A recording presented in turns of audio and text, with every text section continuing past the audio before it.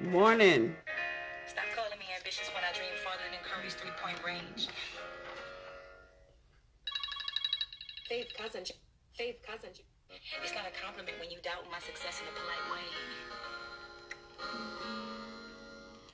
I'm used to being the underdog, because black girls who have minds and cars are stifled with leashes and cliches. But we new breeds. Come on in and have a seat. Run over insults and fuck niggas like Bobby Boucher. We new breeds. We coast over doubts like Tony Hawk in the power of X Games. I had to be the one to learn the shit the hard way. Picked up the pieces even though I want the one to flare. No excuses cause it only made me up my game. Grind up, got to keep my grind up. I wasn't chasing nothing that was never mine to dig. Rocking the best dress, hate to tone my mistakes. I got that type of Good morning, good morning. I'm trying to see names. Y'all know I can hardly see. That pressure on me.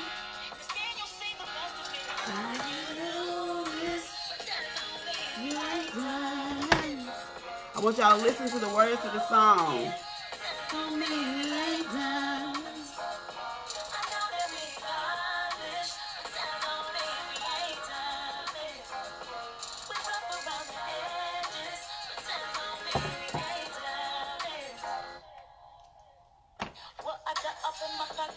Easily. I had to drop it off if it ain't pleasing me.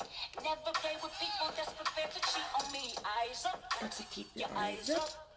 I wake up every morning and I'm feeling pay my dues so I can do this shit the way I please. I've been on my grind, I've been waiting patiently. Hustle up, got to keep your muscle up. So won't you put that pressure on me? Cause then you'll see the best of me. You ain't noticed. That don't mean we ain't diamonds. And even though we're broken, That don't mean we ain't diamonds. I know that we ain't polished, But that don't mean we ain't diamonds.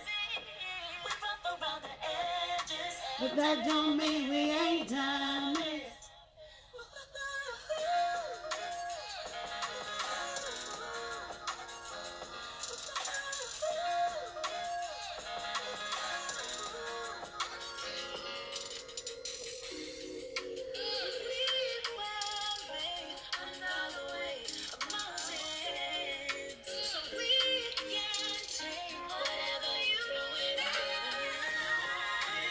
All right, all right. I want to stop it right there because I want to make sure you hear the last part that she said. She said that we are made under our mother's hands. That means that we can take anything that they're throwing at us. And I really thought that was a really important part of the song, so I wanted to stop it right there so I could make sure you heard that. The name of the song that I'm choosing for us this week is "We Diamonds" by Dawn Richard. If you have time, I need you to really go somewhere quiet and listen to the words of that song, and I promise you that it's going to resonate with you because for those of you who don't know, every week I start this off with a song, and it's always a song that I feel like we need to have in our repeat because I say it all the time. We don't really see a lot of positive images and have a positive place for us. So if you're not seeing it, hearing it, or feeling it, then you need to find a way to put that in your life. And that's the reason why I love music so much, because it allows me to hear it and feel it, because I feel music very deeply. So I start this off to kind of set the vibe to let you know what this is all about. You know, women empowerment. I'm here to help motivate you and get you to where you need to be. And for those of you who don't know me, my name is Sequisa, the Texas MP. I am a nurse practitioner. I have a private practice here in Dallas and Carthage, and I also do virtual in the entire state of Texas. I'm an author, and I have other businesses that we'll talk about later. I just explained to you the reason why I chose that song. Every week I will start out with the song, and I will explain to you exactly why I picked that song for us that week. And this is a song that I keep in rotation because a lot of times I have to remind myself of how strong and how powerful I am. And if you really think about it, this song really fits for us as black women because of how, you know, a diamond is made and, you know, the value of the diamond that describes us to a T, doesn't it? I mean, we're all made under tremendous pressure every day. We go through pressure in life. And then think about how valuable that we really, really are, and that we're so rare because there's no one like you. There's no one that's had your life experiences. There's no one that feels the way you feel, thinks the way you think, talk the way you talk, and walk the way you walk. So just know that you are a diamond. No matter what anyone says or no matter what anyone thinks, you have to believe that about yourself first to set the tone when you walk into the room. Okay, I'm looking at this hair, and yeah, it's tired. It's time to get it redone. But my beautician is out of commission right now because of COVID, and I'm not going to anybody else because I don't know, what you're doing over there. So I'm just I'm trying to rock it out. I had a bandana made that had Sequisa the Texas MP across the top, but I put it on this morning. I thought that was a bit too much, so I took it off. So I'm just rocking the fuzzies this morning, but it's okay. It'll come down. Yeah, for those of you wondering, I am wearing my workout clothes because I told y'all I'm moving tomorrow. I'm moving back to Carthage because I have a lot of projects that are in the works in Carthage that I'm going to keep on the hush hush until you see it in the newspaper. But anyway, after I go through the song and the intro and all of that, I go into the questions that I'm asked every day. Basically, I get questions upon questions in my inbox, so I pick the top 3 that I get, or the top 3 interesting ones that I get, and I kind of answer those on here so everyone can get those answers. The very first question I got this week was, what is the hardest thing you've ever had to do in your life? This question, it really took some thinking because I've been through a lot. I've had to do a lot, so I had to settle on the one that's really causing me the most grief and anxiety right now. And I think the hardest thing that I've ever done in my life is becoming the parent of a Black child, because of the situation that's going on in the world right now. Every time you send them out the door, you don't know what's going to happen. You don't know if they're going to come back through. And I have all girls, and as Black girls, we mature faster. We get hips and boobs and things like that at an early age. So, like my 9-year-old is shaped like I was back in college. Like, she's got hips, she's got a big butt, and she's got breasts at 9. So I'm like freaking out. So I'm watching, her wherever she goes. I got my eyes on her, and I'm gonna be honest with you. I really could not imagine what it would be like to be the mother of a son. Like, I could not. I know God only gives you what you can deal with, because for me, if I had a son, not just what's going on, with the police and everything, even with sports, like, I'm the type of mom that if my son was playing football and your son tackled my son, then we got to fight because you let him hit him. Like, I could not be the mother of a son because I don't think I can handle the thought process and the strain of, wondering who he's going to encounter and how they're going to encounter him. Will they see him as a threat? Like, I really think that is the reason why I am in awe of so many of us Black women, is because we deal with this on a daily basis. We have to deal with issues that other people don't have a clue that they could not handle if they had to, and we still do it. We look good doing it. We take care of our families. We take care of our house. We go to work. We basically run it, and then come home and then have to deal with this kind of stuff. Like, it's really the reason why I love to empower women that look like me, because I know my struggle. And I know that's getting a little bit off topic, but that's kind of part of the hardest thing for me is being the parent. And I thought the hardest part would be being the parent of a child that's at home, but it's when they grown and don't have to listen to you anymore. That's when it really gets difficult, especially when what they're doing is going down the wrong path because you went down that path, and you just have to sit back and pray and, talk to God and ask him to guide them and watch over them the same way your parents did when we were young, because I didn't listen to my mama either. So I can't really, say where did she get it from? I know where she got it from, because I raised her to be, outspoken. I raised her to think for herself. I just wish that I had raised her to think for herself, but still, listen to me. But anyway, that is really the hardest thing I have to do, was to be a parent to a Black child. I think that the only thing that we can do really is pray that our children learn from what we teach them. And if all else fails, I just pray that they learn lessons from your failures, or from the things that you didn't teach them. They learn somehow the things that they need to survive when they get grown. I think that is the biggest thing that I want to make sure that I pass on to her, is to make sure that she's taught the best lessons that I can give, either through my success or my failure. I hope she gets the lesson out of it. Okay, so the second question I have is, what is the hardest thing about running a Black-owned business? Baby, this list was too long. I had to shorten it or we'd be here all day. But I have to say the hardest part about running a Black-owned business for me is trying to separate personal from professional, because a lot of times those lines gets, blurry, especially if you're a Black-owned business, because I don't mean to be negative, but I'm just going to say this. For some reason, Black-owned businesses don't get the same respect that other businesses get. And a lot of times, even though, you have the credentials, you have the LLC, you have the EIN number, you have everything in place that proves that you're a real business, you still get treated like you're not.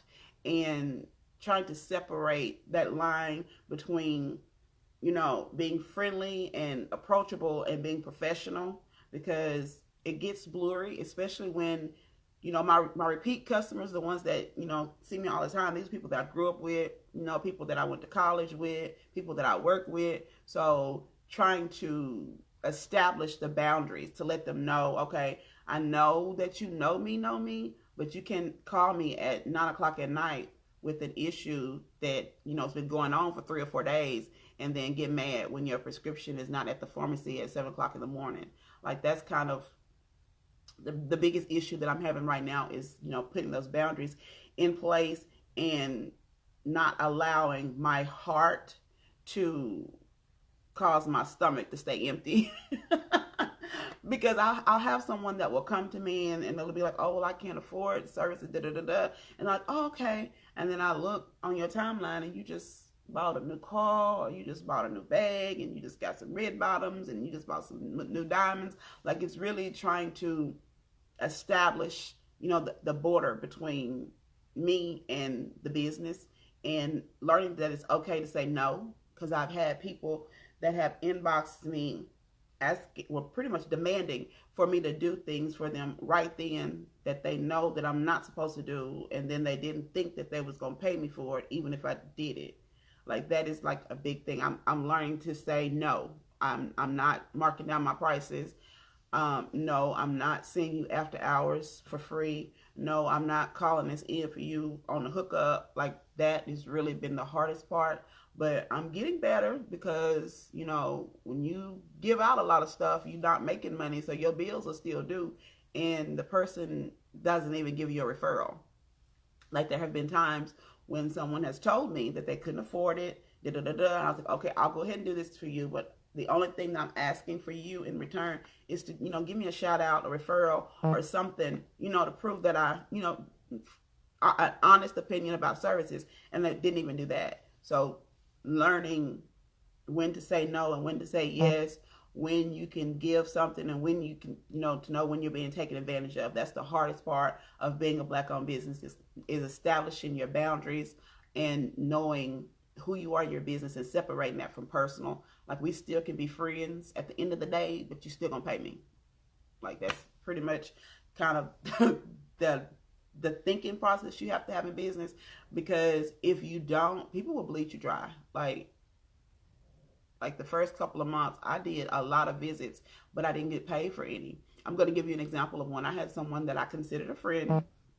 They called me up, and she had this medical issue that her and her doctor couldn't figure out what was going on. So we spent an hour. We went over all of her medications. I went through her labs. I taught her about her labs. We went over diet. We did all this stuff. I came up with a plan. And when I mentioned to her, okay, well, I'm going to go ahead and send you the invoice for this, she told me no. She was like, oh, no, I don't need that. I'm just going to go to my doctor and have him prescribe that for me, because he takes my insurance. Never once asked me if I took her insurance, which I did.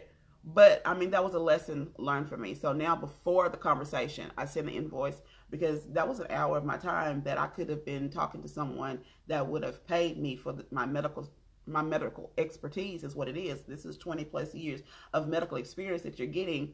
But once I fix and solve the problem that you had been going to the same doctor that couldn't figure it out, just kept giving you pills, didn't realize there was an interaction between the pills. Like, I don't think that's fair. So I'm having to set boundaries and know when to say no and when to speak up and let people know that, I had to pay for my medical degree, so you have to pay for my services. So that's the biggest, like the hardest part of being Black-owned businesses, establishing yourself as a Black-owned business and making sure that you get the respect that you've earned as a Black-owned business, and don't give away your services for free, or let people talk you down, because people pay for what they want, basically. Okay. So the third question that I have for today is, what is the best advice that you can give Black women today in today's society? I tried to come up with one, but really it's like a twofer. There's two parts to the advice. The first thing is something that I'm adamant about. I'm always talking about. I even started a product line to help with this. And this is like self-care and self-love. It's really important to your mental state, especially if you find that you're constantly upset, or the littlest thing sets you off, or you're always jumpy.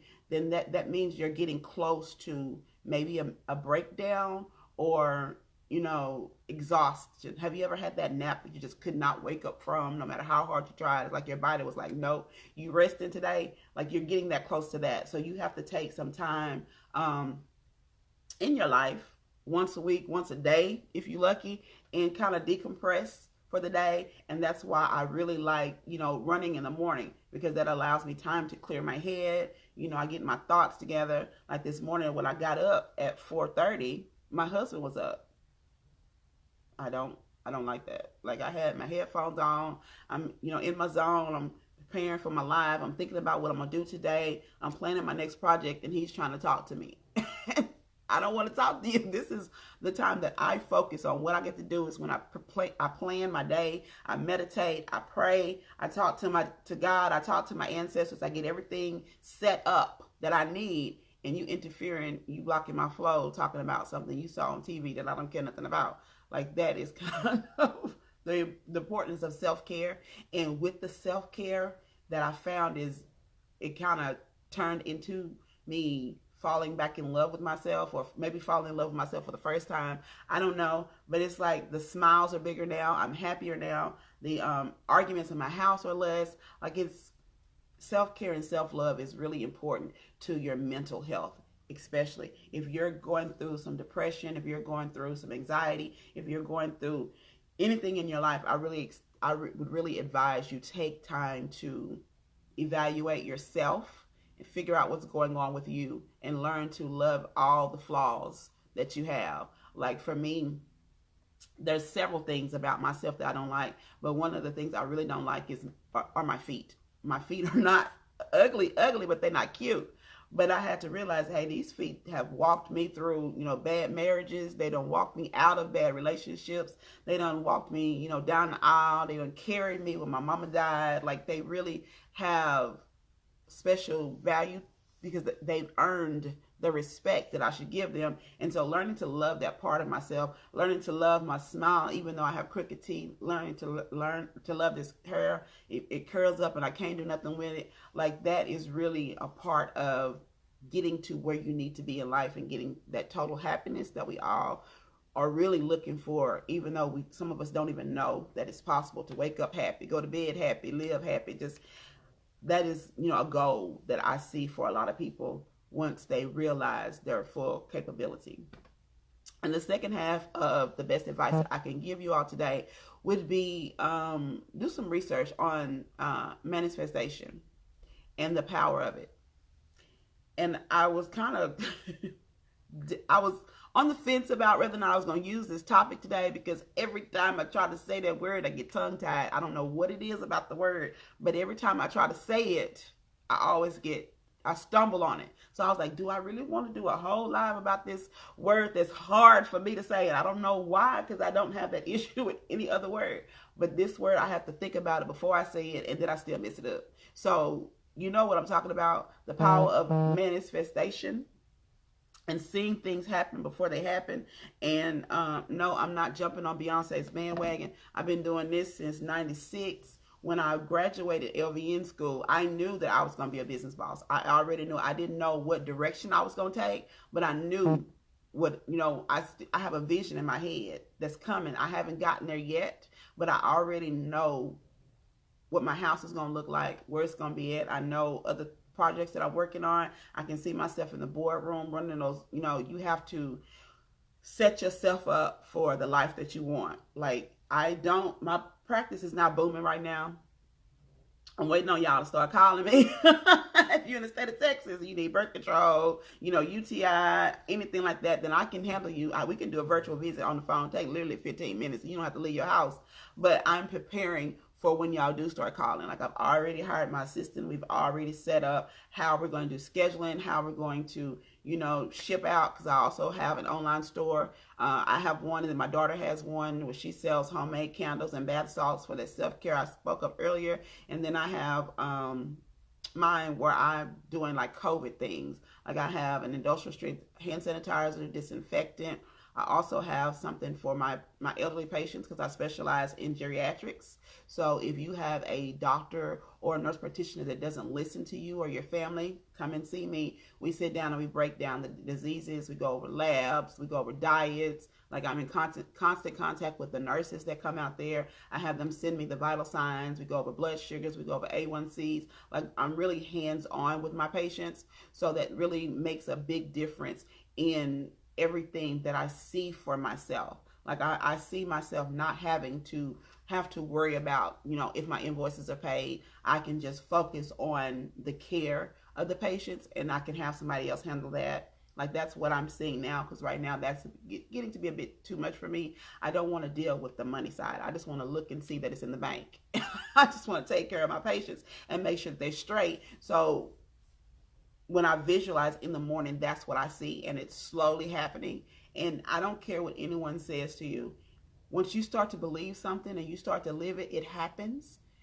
I don't care what it is. When you see yourself accomplishing a goal and you start acting like that goal has already been accomplished, you'll start noticing things will start to open up for you to help you get to that goal, right? Like, I knew that I wanted to buy a house or have a house built, and I knew that I needed to work on budgets and things. So I'm just, searching and looking, and the right people just happen to land in my lap. There's so many people on Facebook that have groups that they give free credit tips and free credit advice, or you can join a group that will teach you how to repair your credit for like $35 a month. So it's like walking into what you want. You have to be prepared, you have to be looking, you have to be willing, and you have to get yourself ready for that. And that's really all that it is. It's not witchcraft. It's not something to be afraid of. It's basically embracing your own power. Okay, because I've said this for a long time. The mindset is the most powerful weapon that you have. It really is your superpower. You can literally talk yourself into anything. There's been plenty of meetings that I went into and I had no idea what I was doing. Like, I didn't know what to say. I didn't know, how to get the person to agree to let me come into the facility, because before COVID started, after a whole year of, pounding down doors and trying to get in meetings, I was finally getting appointments and getting in to see the people that would allow me to come into the facilities and see the patients. And then boom, like this, I'm trying not to, because Rona came and pretty much destroyed my business structure, and I had to start over. So it was like I had to sit down and visualize me getting through this. I had to visualize me not killing my family because we stuck together. I had to visualize exactly what I wanted in my life. And as that vision changed with COVID, everything started to fall in place. So I really think that believing in yourself and seeing your true value is vital to not only your business, but to your overall happiness. Okay. So that's all I had on those 3 questions. And every week when I get ready, I'm getting ready to end this one pretty quick, because, I got to finish packing, because my family ain't been much help, but it is what it is. I wanted to handle the business. I knew it was something I forgot. The business boss of the week. Every week I try to highlight someone that I see hustling, someone that I would want for you to look at their stuff and support them in the best way. How the business boss I'm choosing for this week is Monique Felton. She is a TLC distributor, and she has some amazing products. NRG is a capsule that you can take 1 to 2 times a day that really gives you energy. I can't tell you how many projects that has gotten me through. She has NutriBurst that's really good for immune and gut health, which is important for immunity. She has detox tea. The raspberry is my favorite. I normally take 1 pack a day for like the first 5 days of the month to kind of get rid of that extra, you lose 4 to 5 pounds, but it's like a detox. It gets rid of everything that you build up that you don't need anymore. So that's really good. There's so many amazing products in there. They have meal replacement shakes and things like that. And I'm really all for supporting her in her business because I see her hustling. Like every day, I'll see her post something and talk about it, and she's actually living it. She has plenty of before and after photos in the group Sisters in Sisterhood that really show how amazing these products are. So if you're looking for someone to support this week, that is the person who I have down on my list to support. Okay, so with that being said, I want to go into some upcoming events that's happening. I don't really know much that's going on in Dallas because I really haven't had my ears to the ground in Dallas because I'm leaving. Like today is my last full day in Dallas. I will be back at least once a week to see patients, but I don't live here anymore. I'll be living in Carthage. So these events are in Carthage. Quinteus Kelly, I call him Tay. I don't know if I said your name right, Tay, sorry. He has an event coming up on Saturday where he's trying to feed 1,000 families. He's been collecting food, drinks, chips, cheeseburgers, all of those things in Carthage.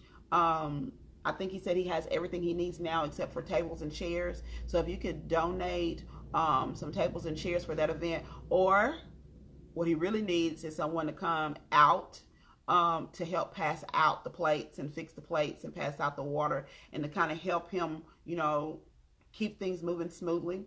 So if you are not busy this Saturday, that is a great community event to help feed some people that need it. Another event that's coming up in Carthage this weekend is Lakeisha Clark. She's having a cleanup event that she's doing across the tracks that help to keep our community clean, because that's where our people live. So it needs to be nice, it needs to be clean. If you're going to go, I think she said that they're meeting across the tracks between 10 and 12. Bring some gloves and some trash bags to help pick up and beautify the community that we live. So please contact her for more information about that and come out and help support and help clean up the neighborhood. Brandon Roberts is a young man who I recently met. He's having like a back to school giveaway drive, and it's on Sunday the 9th. And what he said, he has most of the supplies. What he needs mostly are backpacks. So if you're interested in donating anything to these three, or if you want some more information so you can come out and volunteer, because that's what we need is volunteers, then you can inbox me and I can connect you with these people, and I will tag them in this video so you can contact them directly. So now let's get on to a bit of advice. I don't know if I'm giving or I'm taking it, because I had something else I want to talk about, but something happened right before my video started, and it kind of threw me for a loop because I was surprised. There is God, I'm so horrible with names. Her name is Ashley something. It starts with an M. She's like a business mogul, baby. She got credit repair. She made $1 million doing that, and then she has like Academy. I think it's AM, PM Academy. And for her birthday, 32nd birthday, I admire her. I follow her because she does a lot for the community. She gives, I think she gave 2 cars to, single moms. She's always giving back to the community. So I follow her. Like, I really follow her. So her and her boyfriend were going on a vacation. He was surprising her to take her on a trip for her 32nd birthday. And in the picture, it had him with his mask here. And then it had the, I don't know if you call them flight attendant, stewardess, whatever, the ones that check you in at the airport. She was at the desk and her mask was in the same place. So I kind of, congratulations on your trip, be safe, have him pull that mask up, and she need to pull hers too. Y'all, they came for me. Like, they really, they lit into me. I was called negative, and I was told to shut up. That had nothing to do with the post. And my mind was blown. Like, how does someone saying be safe because there's a pandemic pull your like, how is that negative? Like, I need some advice from y'all. I need y'all to tell me, like, maybe I just shouldn't care enough to say anything, because it's like whenever you say something that's not meant to be negative, somehow that's taken as negativity. Like, no, it had nothing to do with the post, but people are dying from COVID. And here is someone that I admire what she does. I'm trying to get to that level so I can give away some cars, so I can pay some bills, so I can donate to people that need it. So when I see that, like, I literally saw danger. You're at an airport of all places, and your mask is pulled down, and the person who works there's mask is pulled down. So that puts you in an even great. So all I said was pull your mask. Like, I'm learning to pick my battles, because things like that really are upsetting, especially when you know that it's coming from a place of caring, and there was no negative intention whatsoever, because I don't do like negativity. I'm not finna, no, I don't have time for that. So learning to let go and learning to pick your battles, which was last week's topic, is really something I thought that I was good at, but I see that I'm not, after I went back and forth a couple of times on the especially the one that told me to shut up. Like, anyway, so my advice to you is not to let people get to you, especially when you know something that you did came from a place of goodness, and you know that there's no negative intents behind it. If they come at you negatively, explain yourself and then let it go, because there's no need to going back and forth with people who decided for you what you meant by it. A lot of times you can't change their mind. So I explained myself. I apologized to her, because she's the only one I care about. I apologized to her if she took it the wrong way, and I explained to her that because of what I do for a living and what I see all day long, when I saw that concerned me, and that's the only reason why I said something, or I wouldn't have said nothing. But like, we really have to learn to pick our battles. And I don't understand the attack on each other on social media. Like, I do not. I think it was the Blackout Coalition. If you're not in that group, you should really be in that group. That is a group that's helping businesses go viral, making sales. Like, I really like that group and the support that gets in that group. But someone made a comment about the real, about how we don't support each other and da-da-da. And they tore her to shreds. Like, why is it that negativity is so popular? Like, I don't understand how a fight between two black women over a no good man will go viral, but a video on how to educate, motivate yourself to the next level, how to make money and stabilize your mind and your mood, doesn't. Like, we have to change our focus and make sure that we're accepting positive energy only, and getting rid of the negativity and the negative thoughts, because I don't know what makes people attack other people, especially when we're supposed to be on the same side. Like, I would have thought that if someone thought that was negative, inbox, hey, what was that? That, like, that wasn't cool. Like, inbox. Like, attacking people on social media and bringing that negativity is just unnecessarily in a race of people that's already greatly divided. For you to get mad at someone and say you're going to block them and all this other type of stuff by a statement, and you don't even know what the real meaning was. We really need to evaluate our own way of thinking and how we deal with each other.